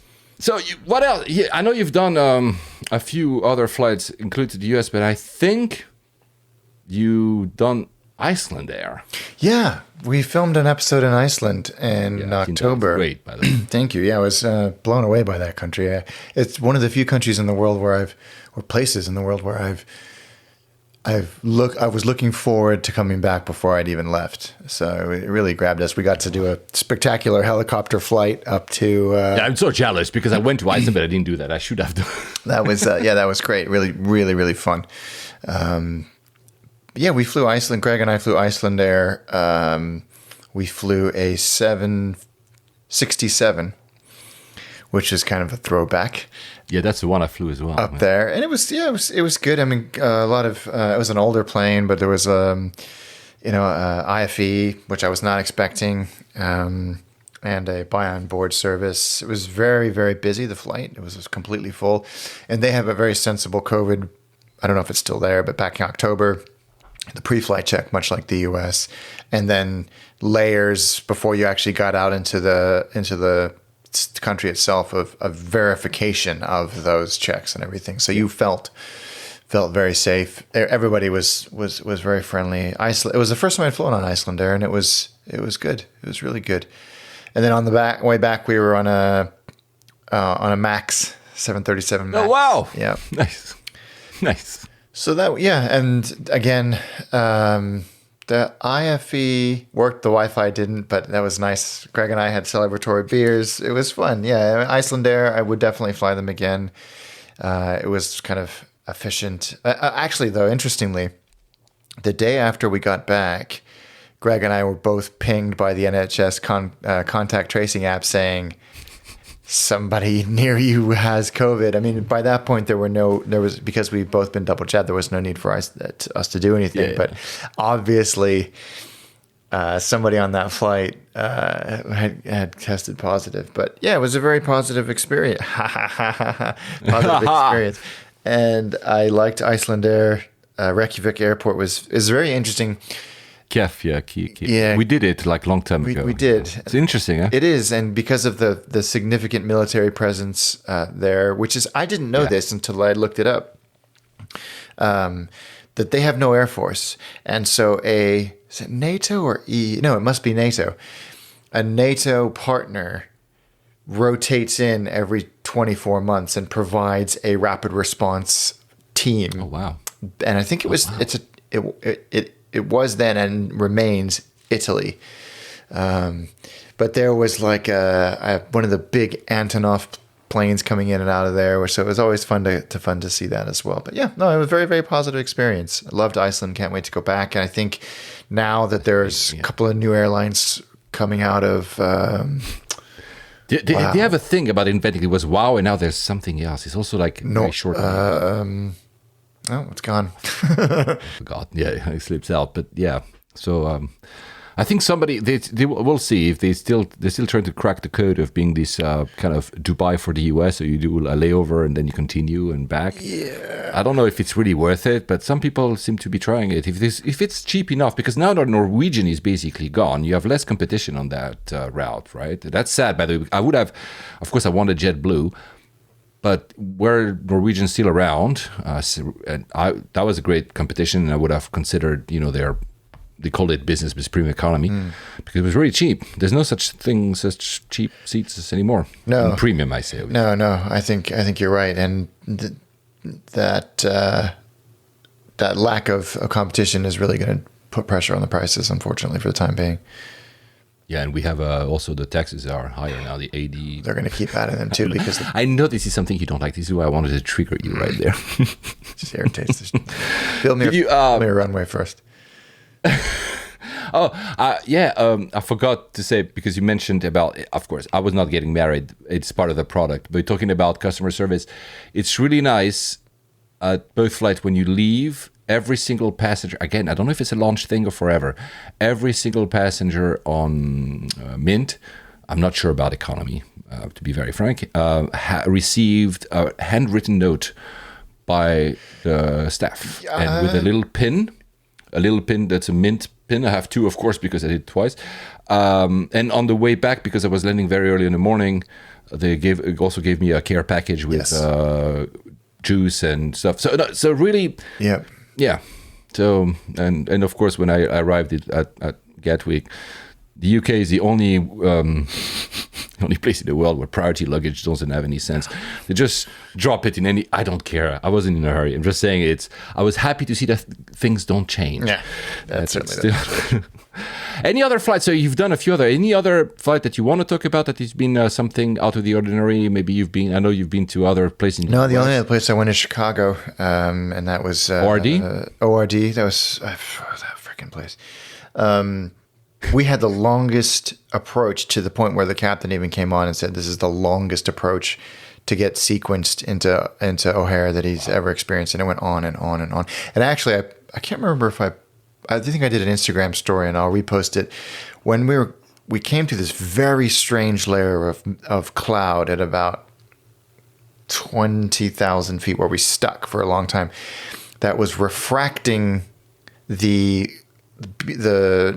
beacons on the wings, so the whole cabin lit up in red, in this pulsating red light. It was very cool. It looked something out of the Twilight Zone, but no, I mean, it was BA and it was fine. No problems with those flights. Nothing spectacular. They were rammed, absolutely, completely full. Was the entry to the US harder already than? No, it wasn't. Oh, actually, it was pandemonium because, and very confusing, because they were handing out these pieces of paper which you didn't need to fill out, but people were filling them out, and it was just a sort of, I don't even know what it was for. Like, in Japan, where you get, when you're boarding, you get 3 pieces of paper. You get one at the beginning of the queue to get on the airplane, and they take it when you actually get it. It was basically that situation. There was litter everywhere as a result. It was very chaotic. It wasn't well organized at all. And of course, because the protocol had just changed, but it only maybe took half an hour to get through. It really wasn't a big deal. And then into which is fine. Yeah. And then into wonderful Chicago to film there as well. Oh, you did? Oh. Yes. Yeah, you did. Oh, yeah, we filmed there. I'm subscribed to, but I have no notification. So what, is it released? It's out there. My friend Jimmy Chamberlain makes a guest appearance. No way! Yeah, Jimmy's. No, what? Yeah, Jimmy's the drummer for the Smashing Pumpkins, and so he came in. What? He came. I'm having a starstruck moment right here. What the? How? Yeah, I've known Jimmy for years. He's a friend of yours? Yeah. Oh my God! I mean, I grew up with the Smashing. It was one of my favorite bands back in the night. What? No way. So yeah, he's a lovely guy. We had breakfast on camera, and he told us why they'd always wanted to base the band in Chicago, and why they kept it there, and what the struggles that city had. So yeah. Okay, I need to watch it. I'm really sorry, Alex. Usually I watch your thing. I've not seen that. I've seen the Iceland one, and yesterday I saw the London Soho one, which was really great because it was home, so it was really fantastic to see. But I didn't realize that you had released Chicago. So, oh my God, he's in there! Oh my God, oh my God! I should know. I could have gotten one of my LPs to get signed or something. Yeah, well, he's a lovely guy. Oh no, that's fine. Don't worry. I'm not I'm not that starstruck in general in life, but I just, oh wow, I'm going to watch it as soon as we end this, which is going to be pretty soon because we've been running for an hour and 45 minutes, I think, or something. So, holy cow, I'm just amazed that, plus you call him a friend. I'm like as if, yeah. By the way, I don't know, who could I say? Yeah, I don't know. Elvis was a friend of mine. Of course, we were not born, but something like that, right? Oh, good grief. Amazing. Okay, so guys, you have to watch this episode and all the others because they're, as always, really, really great. The one in Soho was marvelous. Yeah, I always said, I know, Alex knows that I say that, but every time these two guys film and talk food, I'm happy. I'm not as much as we both hate the term foodie, so it's not the right term, but we have an appreciation. You have way more an appreciation for the not the process is a bad I think dry that's word to use, but why it means to people and culture but every time you do food, it's your best bits.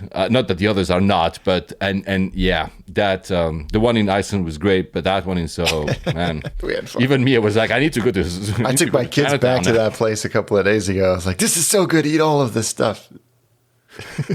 It's just really amazing. I don't know if since I have no notes, I don't know what else I could. There's probably 25 million other things. Oh yeah, maybe one. It's a crazy story as well. Not maybe the funnest. What's your take about that 5G thing? Not the 5G vaccines, guys. The 5G in the US is pretty. I'm not a specialist in bands and whatever, but it seems that the 747s, 777s, and some Dreamliners have interference when they land because of Verizon and AT&T or whoever it was. There's some. How is it happening? How is it that's possible that? Yeah, that's what I don't understand, because this has never been an issue in the decades that we've had instrument landing systems and auto land systems, and we've had wireless frequencies for hundreds of years before that. So the fact that we've been able to not have this issue, and then there's this one specific frequency for 5G with one carrier and specific aircraft that's causing minor interference is on ILS systems. Yeah, I think it's like which is pretty freaking important. So they've had to issue airworthiness directives saying, don't use those airplanes on these routes, which is crazy. And it's like Atlanta, and and big one. I think Emirates, Cathay. Cathay doesn't fly a lot, but Emirates, Cathay. What was it? BA. There was a list the other day. They either canceled routes, like Emirates simply switched 777s for 380s. With 380s are not apparently Airbuses are not affected. At least. I don't know, the modern ones, whatever that means, are not affected by this, wireless interference. Yeah. But I mean, did they not talk to each other? The FTC, is it called, and the FAA, did they not just discuss to each other before, like switching off a button of having like that? This would create a disruption. I'm sure that there was a lot of disbelief and incredulity when this, like exactly as you're saying. How did this happen? Exactly. And I don't know what the resolution is at all, but it's still an ongoing issue. I mean, it's kind of funny at the same time, like you said, but of course it's. I know, it's very odd, and I have no idea what the resolution is. What gets changed? The airplanes or the whatever they are? I think they can switch the. I think it's the altitude thing. I don't know, altimeter that is maybe being disrupted, and the altimeter, if they switch to one that is, I guess you put in a Faraday cage or something. Here, I'm showing my total lack of understanding of airplane engineering, and it just doesn't get affected. And I think this is why some aircraft like the 380 and modern Boeings are not affected. The earlier ones are, probably just because these are not designed. I know, again, guys, you realize I'm not an expert at all about. I mean, it's funny you say unlike that. Alex, who does his own. Well, I was just gonna say, like, seatbelt side. When I pulled this thing apart, I'm looking at it, going, "Really? This is how you did it?" I mean, okay, it obviously worked. We need to invite. So I'm doing, as you know, guys, I'm producing a shit ton of other podcasts on which I'm mostly not appearing through a company I own, but one of them I'm doing simply like a host at large. So I'm doing a small intro. It's for a venture capital firm here in the UK called Notion Capital. They invest in startups in Europe. And the host, my co-host if you want, but he's more active, the host, Andy Lever, we did a series last year. So we're talking old news now. But at one episode, he realizes during the recording of the episode that I'm doing layovers and we are AF geeks and we're talking aviation. And suddenly he says that he used to work for I don't have notes. I will, but one of the partners for aircraft manufacturers. I think he coded everything from the. You remember simply the old audio systems where you were listening to radio and you have to. Do you remember these little dials, +1, +2, the channels? That, and I think some lightning system in 747s and the door automation system. Wow. And I was like, so you're a VC and you were doing that as the start of your career. So I'm gonna have to invite him at some point because he needs to tell us stories about doing as you like hacking. Not live aircraft, but hacking pieces like this. It must be fun.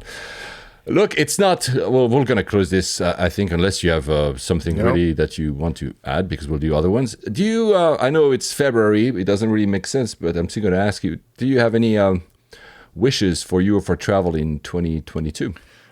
Japan, Korea, Taiwan. I just want to get out there. One of those, if not all of them. I miss it. I miss so much of it. So, I think that's my sole wish. Yeah, I think for me, Japan. Japan was I remember I said you asked me if I had like any withdrawal symptoms, but the only thing I said, I'm not going to fly for a long time, but by the end of 2020, I'm going to go to Japan. And then, of course, it didn't happen. And then in January 2021, I said, I'm not going to fly, but I want to go to Japan by the end of 2021. It still hasn't happened. And it's I think I read in 2019 they were monthly around 2.5 million visitors each month. I mean, when I was living there, I was not nearly there, but they had made a huge campaign to attract tourists. I think it's currently around 15,000. Wow.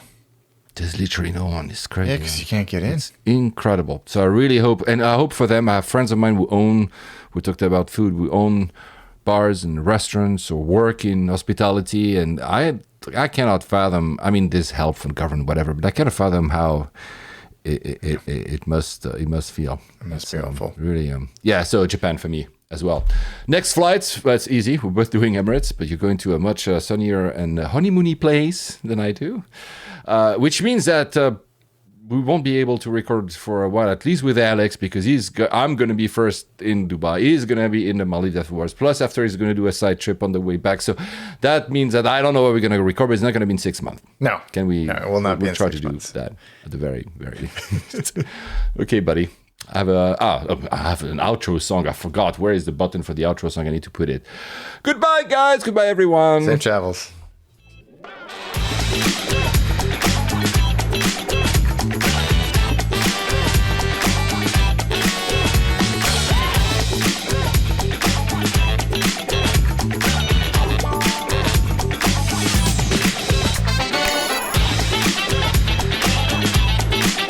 Nobody is listening that far, I think, at the song. I could cut, I'm sure.